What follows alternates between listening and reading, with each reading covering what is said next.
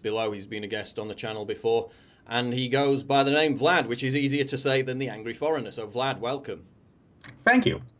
Now, we're going to get into this over the next half an hour or so. I read an article in Spectator about Sweden just a few days ago, and they talked about this issue, which a lot of people don't talk about, is the fact that Sweden's economy is doing quite well in comparison to a lot of other countries. You know, their unemployment rate is low, the government's running a surplus. In a normal situation, you know, in any major country in the world, under those circumstances, the ruling party, which in this case obviously is the Social Democrats, given that economic situation, they would win re-election quite easily in virtually any other scenario. Why is this not a normal scenario in Sweden? Well, first of all, I would say that the economy is a very complex issue because, I mean, they're going to use figures and say that our economy is doing great, when really there's a difference between BNP and BNP per capita, first of all. And there's also a difference with how, for example, the Swedish crown is weak, getting weaker. And a bank, one of the biggest banks in Sweden, came out recently and said that immigrants are so overrepresented with unemployment that it's keeping back wage development for all workers in the country. So I don't really believe that the economy is doing as well as they say it's doing, because usually they just, play with definitions and words to make it sound like something else. But when it comes to the Social Democrats, they are absolutely disastrous. I mean, this has been the most unpopular government in many years. And I think with things like, it's been a crazy year because every single globalist, multiculturalist, mass immigration party that have been causing this disaster have now completely flip-flopped. Now they're stealing all of their ideas and their tough and heavy rhetoric from the Sweden Democrats, because that's how little they think of people. They think it isn't the most transparent thing in the book to say what you think people want to hear months before an election and then cancel out on your election promises as soon as you gain power. With the Social Democrats, they've been in charge for the past term. In 2015, Stefan Löfven held this very passionate speech about how his Europe refuses to build walls. We're not going to close the borders. He's the prime minister, right? Yeah, he's the prime minister. And so we took in way more migrants than we could handle. And then there was a sex crime epidemic. And then he introduces ID controls. And they tell us that Sweden closed the borders, when in fact, Sweden never closed its borders. In 2017, almost 130,000 residence permits were handed out. That's a historical record. And that happened after we closed the borders. Now, within the next coming 4 years, the Migration Board estimates there's going to be so many migrants coming to Sweden, it's like importing a new Malmö. That's what the Social Democrats want to do, probably because they view immigrants as voting cattle. I mean, no-go zones and ghettos are actually some of the strongest voting holds for the left in Sweden. So it's not weird that they want more migrants. I mean, that's also why we see the left attacking Kanye West and calling people Uncle Tom, because they get angry when you refuse to be their slave. I've gotten this label many times as well.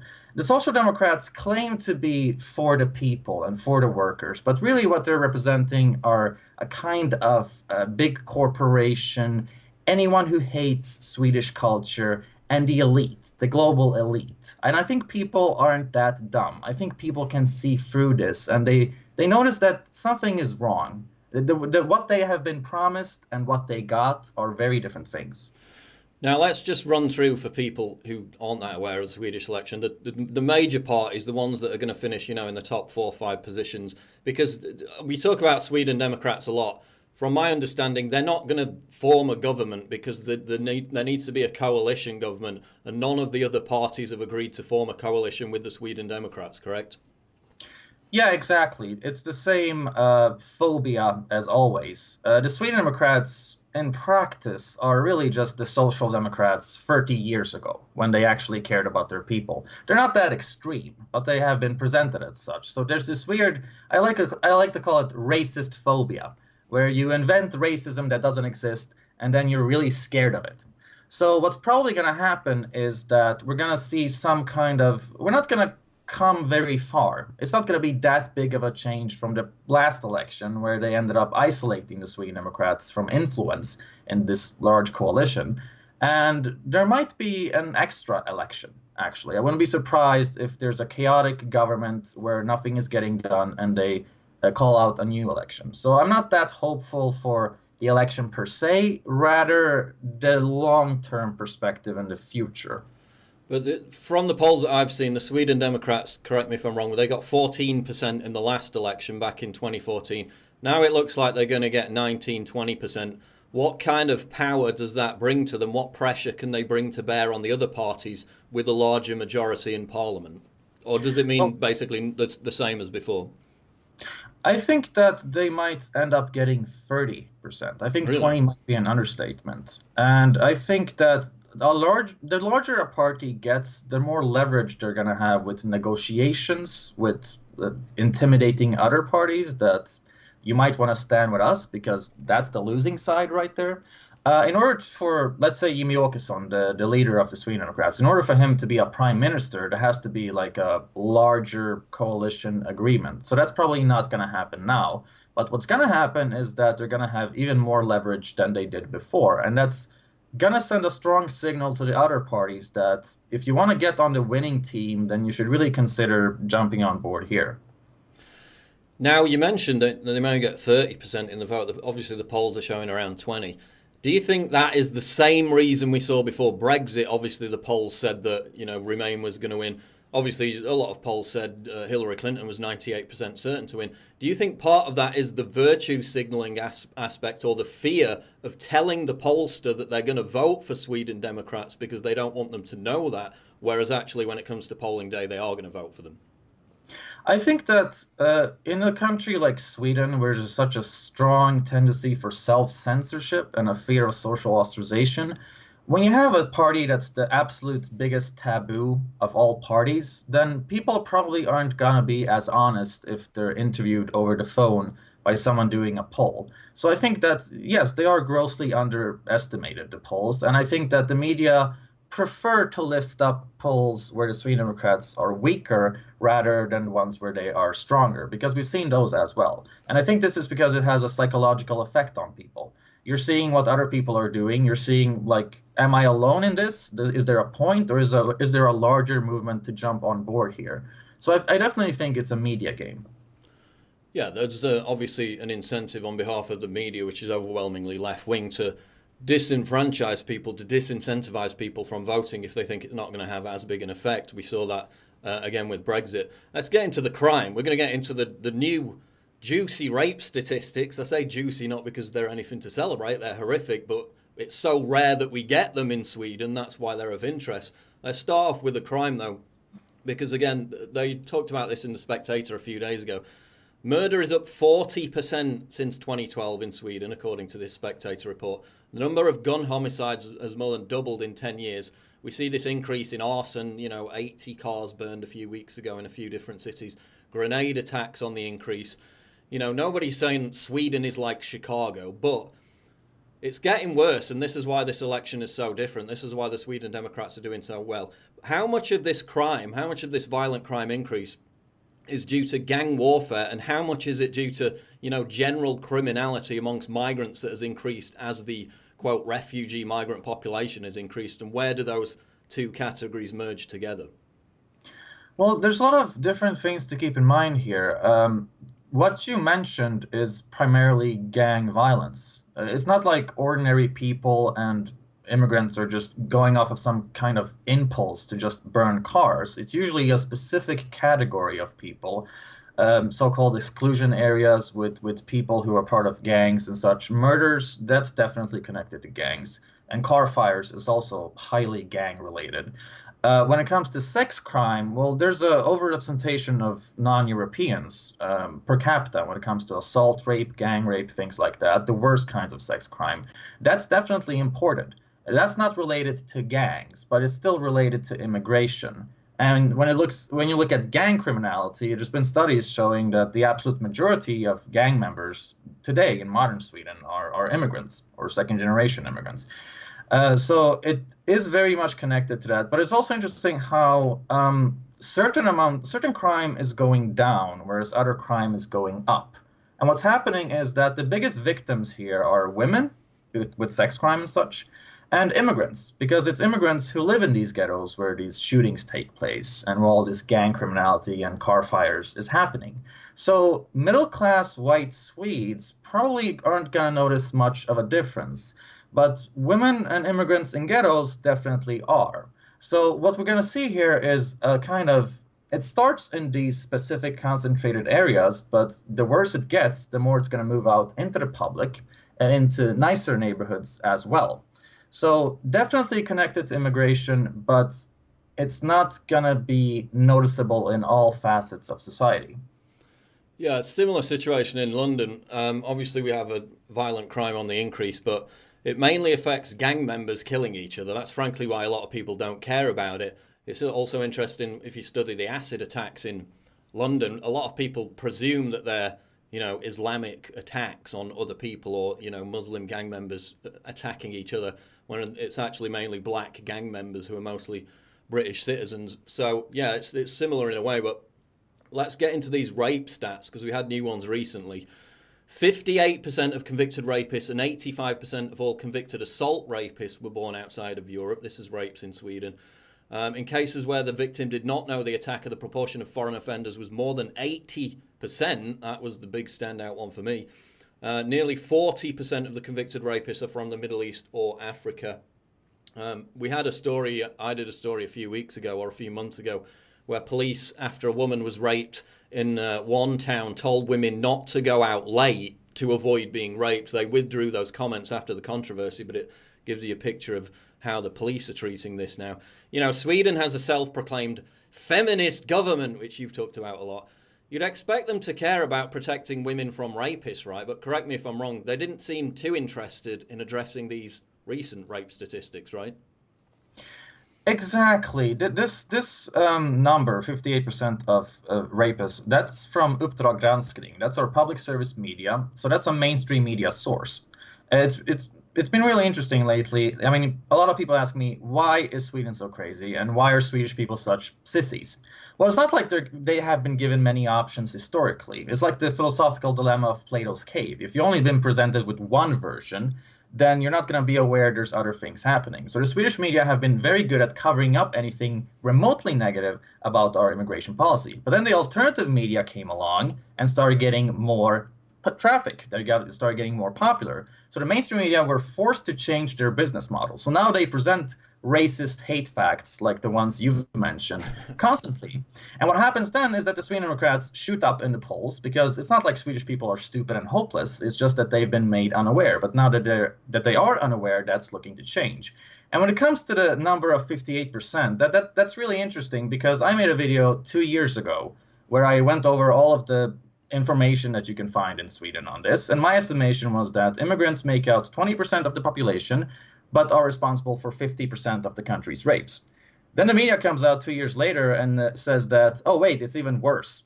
So it's kind of sad how people in Sweden can stay more updated following my YouTube channel than listening to the mainstream media. And I'm going to assume it's the same thing with you and Britain and anyone living in America.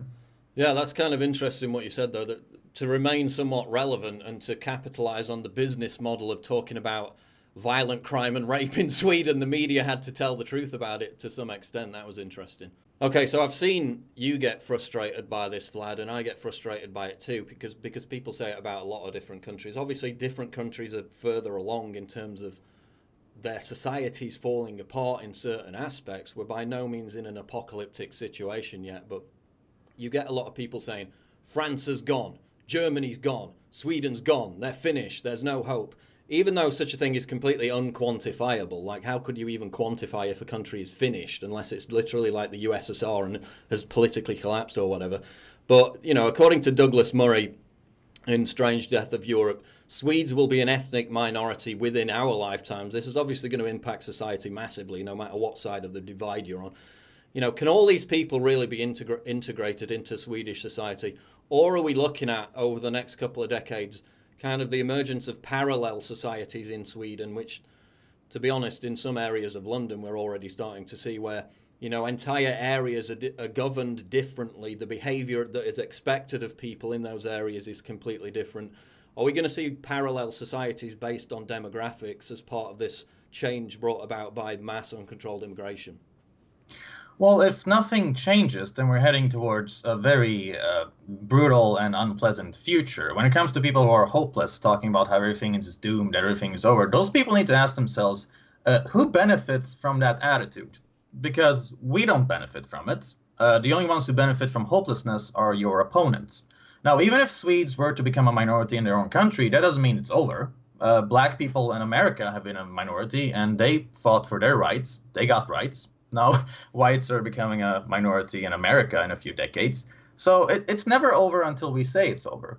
But we're definitely looking at huge challenges. And that's why I'm saying Sweden Democrats need power now. We need to close the borders now and probably kick out a lot of people who aren't real refugees. Because there's been estimations made that at least half of all migrants in Europe are financial ones. They're not actual refugees.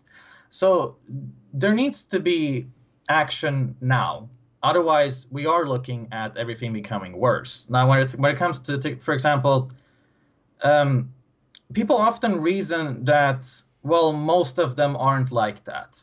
Most blacks are fine, most Muslims are fine, most migrants are fine. Now, that is true. The problem is you don't need a majority for change. In fact, it is minorities that have driven change through history a lot of times. The Nazis were a minority. So were the civil rights movement. It works both ways, both good and bad. And when you have a minority of Muslims and immigrants who, we were talking about rape statistics earlier. I think that rape statistics are as high as they are. I think that immigrants are overrepresented as highly as they are because of culture, because they view non-Muslims as less worth. That's why the victims are often white women, Swedish women. In Denmark or Norway, for example, the police released a report showing that non-Europeans are heavily overrepresented, and their victims are almost always Norwegian women. So when you have a radical minority that hates white people, basically, as immigration grows, that minority will grow as well.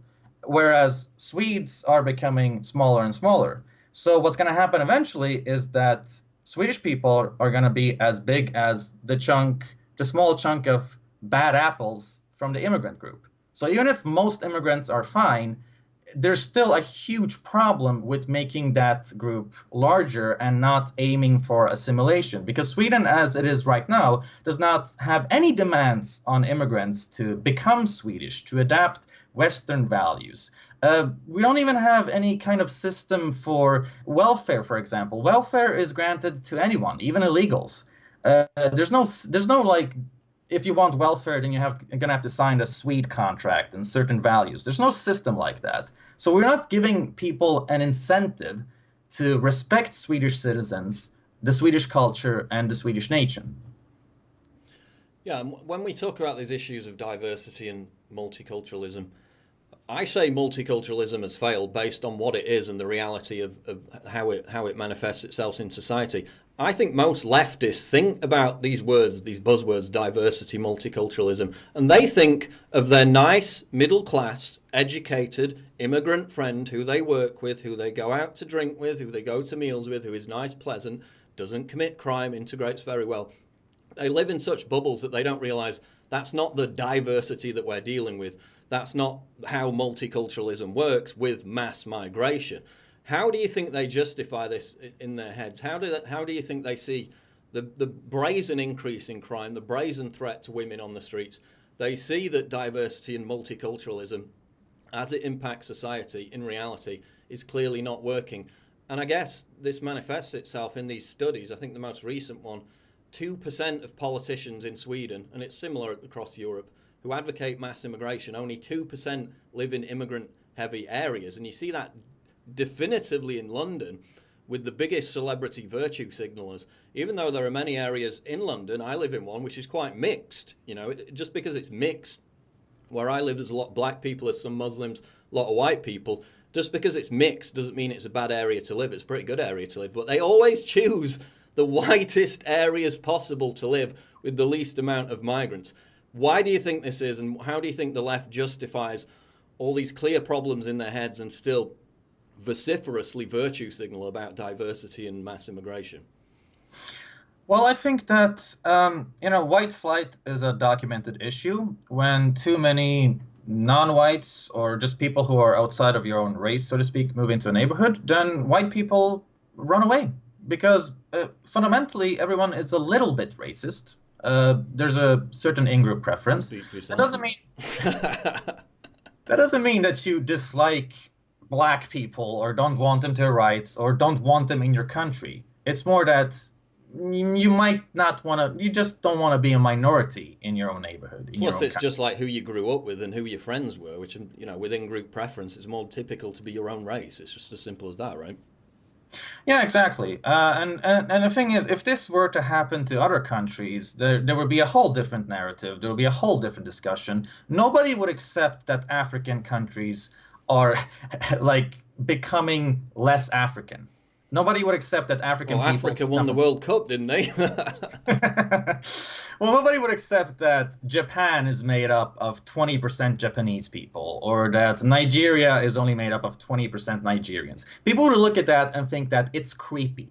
And the same thing applies to European nations. It doesn't mean that black people are racist. It doesn't mean that Asians are racist. It just means that there's a healthy balance and a middle ground between having good immigration and way too much immigration, to the point where it's not even immigration anymore. It's almost like an invasion. There's a subtle difference there. And I think when it comes to people like that, I know from my experience arguing with cultural relativists, for example, they're not even aware of the cultures that they are defending. They haven't read up on, for example, female genital mutilation or honor killings or things like that. They haven't read the opinion polls on the Arab world, where a majority of Arab men think it's legitimate to harass a woman if she's dressed too sexy. Things like that. These people aren't even aware of these studies, probably because they consider it hate facts. So they think that they probably truly believe that all cultures are equal, but that's because they don't have any experience with these cultures. It's just trendy to be this cosmopolitan, tolerant liberal when there's never really a demand to live up to that stereotype. There's so many celebrities going out and being pro-migration. None of them are taking in immigrants in their huge mansions. If you were truly humanitarian and cared so much about refugees, you would let them live with you. But what something that's happened when people, and this ties into what we were talking about earlier with the rise of the Sweden Democrats. Something really interesting happened in Sweden in 2015 with the refugee crisis. There was this the left party they enacted a proposition which was accepted by government, and so every municipality in Sweden took in migrants, took in refugees. So what happened then is that every municipality, every city in Sweden finally got to experience what we've been warning people about. Now, when every municipality in Sweden accepted immigrants, they also accepted gang rape and assault rape and robberies and all kinds of crime and integration issues and Sharia police and all kinds of problems that they basically never had to experience before. It's really easy to be tolerant and pro-immigration when you don't actually spend time around these immigrants that you have taken in and live in these areas where their cultures are more dominant. So I think it's a typical issue of the lack of self-distance, which is typical for human beings. Yeah, you talked about they don't have to live around these immigrants, which is always ironic when they accuse working class white people of being racist, because those are the people who actually do live in communities with immigrants. And it's interesting, in the area I live, there's a lot of poor people, mainly black people. There's a lot of rich white people. The area that I live in voted 70% Remain, so they're big virtue signalers. They support mass immigration. But when I go out into the park near where I live, and the school kids are all out on their little afternoon trip to the park, it's either all white kids in one group of school kids, or it's mixed Muslim and black kids. So the big virtue signalers, the leftists who, virtue signal about how pro-mass immigration they are, if they can send their white kid to the whitest school possible, because they can normally afford to, then they do. They don't follow through on it. The other aspect is the this disconnect between treating Islam in the West as some brave virtue signaling minority protected status group. And the thing with the hijab really gets me, because simultaneously you have the hijab elevated as some brave symbol of female empowerment, of feminism in some cases. Meanwhile, literally in Indonesia, in Iran, they're whipping women on the streets if it slips. They're arresting women in Iran, taking them to jail, torturing them. In fact, I posted a meme today, which was the Muslim athlete with the hijab, with the Nike hijab, the infamous Nike hijab that they designed for Muslim athletes. And it said, just do it, brackets, so long as you've got your husband's permission. So that kind of gets to the disconnect there. Let's get more into that now. Let's talk about heritage, because we had a story a few months ago, in fact, it's probably last year, where Sweden hired this Muslim migrant. His name was Qasim Mahmoud. He was appointed head of the National Heritage Board. He admits he hasn't read anything about Sweden's cultural heritage. He admits that, so he says that Swedes who want to protect their culture are probably racist. This is not a direct quote, but it's paraphrasing what he basically said. He says, cultural traditions, quote, hide hideous motives. We see this in art galleries, we see it in art, we see it in the culture.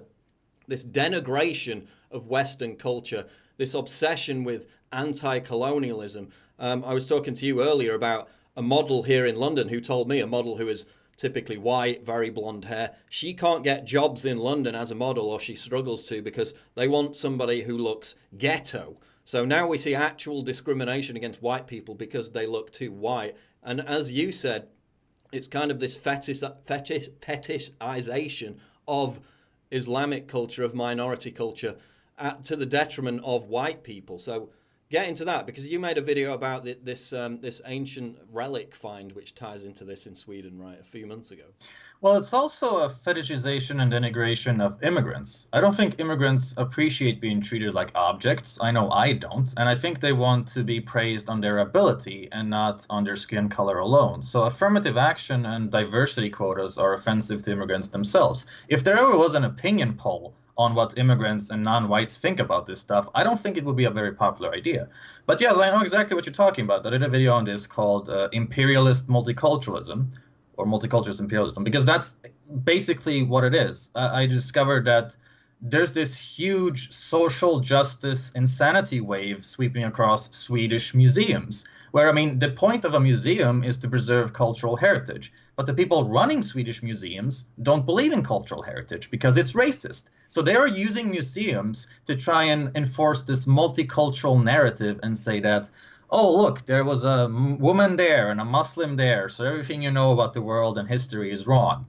And it gets really, really weird when you have, like, there, for example, Sweden is melting down Viking artifacts to scrap metal, partially to save money because it's just not a high financial priority in Sweden, or a political priority to preserve our cultural heritage, but also partially because there is this narrative that anything Swedish is worthless, it's not exciting, it's not interesting, so everything must be multicultural because they're the ones with the culture, we don't have any culture.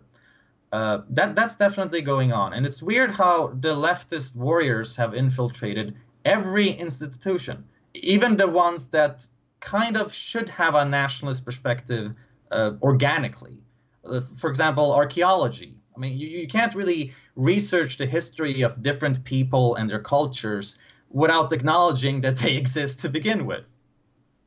Yeah, and it's literally like a rewriting of history. To try and win a modern argument that they couldn't otherwise win about, oh, we've always been a nation of immigrants, without getting to the basic point. Some immigrants are better than others. Yes, some countries have been nations of immigrants. Britain was not that. Immigration was always gradual. They had a BBC cartoon series, which the media attacked me for, which said, this is the typical Roman family in Britain. It was a black family, okay? So that is not a typical Roman-looking family in Britain. Were there black people or brown people in Britain at that time? Some scattered around, yes. Was that a typical Roman family? No. But they made the argument, the non-argument, that because there were a few brown people in England at that time, that I was the erroneous racist or whatever. So it is a literal rewriting of history. I want to get into the hate speech angle now, though, because there's obviously this big spooky atmosphere in Sweden about talking about any of these subjects. Maybe it's gotten a little better, as you mentioned before, in recent months, given that they actually got these rape statistics and people can talk about this a bit more now. But I've done several articles. I'll read out some of them. A 64-year-old man in Sweden convicted of hate speech for posting a satirical cartoon that made fun of Islam. So it's not, they don't just get banned on Facebook, they literally get prosecuted. There was a woman who was interrogated, I did a story about this, by the police because she said she didn't support multiculturalism. She had her DNA taken and put in a criminal database. She posted a joke meme about Islam, that was her crime. I could go through a lot of these. Peter Springhair, the police chief there, he was under investigation for merely observing that foreign-born offenders are largely responsible for the country's gang rape problem, even though that's a complete fact. It's what you said before, it's hate facts. Literally, PewDiePie was put on this hate list. Because, God knows why, because he was embroiled in the whole, the whole contrived Nazi controversy. But how bad is the persecution for this, for these thought crimes, simply to talk about these issues in Sweden? And as a prominent commentator on this, have you personally received any kind of backlash from merely speaking about these kind of issues? Well, it's an interesting issue because, first of all, people are going to be like, well, they're only getting prosecuted, not being convicted. Well, prosecution alone can be traumatic enough. It's not an incentive to speak freely if you're going to have to sit in court for months, not going to know what's going to happen to your life, not going to know if you're going to have a conviction that can ruin future job opportunities. The mere fact that we have a law like this is incentive enough against free speech. So that's bad enough. Now, when it comes to the practical danger, I've never been reported, but then again, I'm an immigrant. And what's funny about Sweden's hate speech laws is that it's supposed to protect minorities from the oppression of the majority. Well, I'm not the majority. I am a minority. So I think I can get away with a lot of stuff that, I mean, pure legally. But it's also interesting. There was a really good article recently where they discovered that half of all hate crimes in Sweden are happening against white Swedes.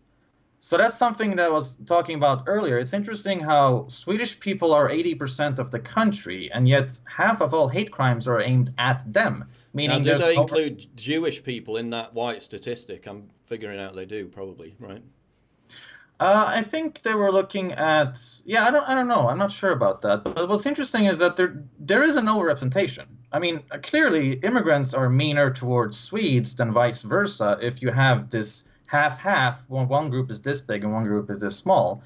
And then when it comes to these hates, there's been an epidemic lately with these court cases, and it's primarily elderly women who are being prosecuted. And the reason why is because elderly women, old people, pensioners, aren't as, they're more trusting of authority. They're more respectful towards the police. They're more likely to just kind of give in, say sorry, plead guilty, and get convicted. So the police are basically more interested in chasing old women posting semi-racist things on Facebook than chasing rapists at this point. And it's absurd. Yeah, and from what I've read, they often get fined. They face the threat of jail. There have been several cases where they've been fined, and obviously, there was a 70-year-old Swedish woman who was prosecuted for saying that migrants set cars on fire, which again is another hate fact. She was prosecuted for that, and again, it's a trauma. Even if you don't get a criminal record or go to jail, that is a massive trauma for a 70-year-old woman who makes a comment on Facebook, then has the police knocking on her door. It's absolutely insidious. I wanted to get an update on that story, though, from I think it was about a month ago, actually. Pathological altruism. There was this pro-migrant campaigner. People have probably seen the video. I made a video about it. She got on a plane and prevented the plane from taking off because she wanted to stop the deportation of a migrant. It turned out about a week after that story, and she was heralded as this big campaigner, this big hero. The guy she protected had beaten up his wife and kids. He'd smashed his wife's head into the ground. He'd whipped his children with a power cord. I'm wondering, Vlad, if any Swedish mainstream media outlets revisited that story after these new details emerged. Of course not. I mean, I found this out for the mainstream alternative media. The mainstream media made a lot of articles praising this woman, not as many pointing out these uncomfortable hate facts. And the guy who she protected, he was convicted of those terrible things, but he also wanted to go to Afghanistan. He wanted to be deported. He didn't want to stay in Sweden. So this woman basically just ruined a trip for a lot of people. Whereas if you look at Finland, this Green Party member there tried to do the same thing. She got kicked off after 5 minutes. She was kicked off immediately and arrested and prosecuted. Whereas in Sweden, this Swedish activist was allowed to stall a flight with several hours. And it's so disgusting when this type of stuff doesn't come out. So in one sense, yes, people like you and me and the alternative media are changing the way the mainstream media is acting. We are having an influence. At the same time, that doesn't mean the mainstream media has sobered up. They're still hiding uncomfortable facts from the public. In my perspective, the reason why they comment hate facts sometimes and do these red pill reports is just as a kind of quota to be able to say that, oh, well, see, we also tell the truth. but then they go back to their old pattern. And I think that journalism is having a kind of identity crisis where it's like, okay, do we make money off of racists and survive as a company, or do we virtue signal? What's the best thing here? It is often a money choice with a lot of these people. People have made that point with censorship as well. But we've done about 35, 40 minutes, so we'll leave it there. Just get your final comments and your prediction on the big election this weekend in Sweden. How do you think it's going to go? Well, I think it's interesting because there's opinion polls in Sweden showing that over 50% of our country's population want to decrease immigration, ban Islamic prayer call, and ban Muslim schools. So the majority of Swedes have nationalist tendencies, but the majority of political parties don't. So I think that the Sweden Democrats are looking at very nice results, probably over 20% for sure. Otherwise, I would just be way too surprised. But I don't think this will lead to change immediately. I think it's going to take a long time, and I think everyone has a responsibility as a consumer to choose what they want to throw their money at. So you got to make sure to not fund, when the mainstream media does clickbait articles, make sure to, if you're going to share the article, share a print screen. Don't give them clicks. Don't give them ad revenue. And make sure to put your money where your mouth is and fund people who try to get the truth out about these things. So Sweden Democrats, what are we saying? 20%, 25% would be a good result, right? I wouldn't be surprised if they got 30%, but they probably will get 25, 23, 20, somewhere around there. I think that's a more realistic estimation. And I think it's going to take time before they get real influence. But I also think that the more the other parties are counteracting them, the more popular they're going to get the next election. So if it keeps up, then it's just a matter of time before they get 51% of the votes or something. All right, we'll leave it there. Big Swedish election this Sunday. The Angry Foreigner. Links in the description below. Go and subscribe to the Angry Foreigners channel. And Vlad, thanks for joining me today on this show. Thank you. Thank you for your platform.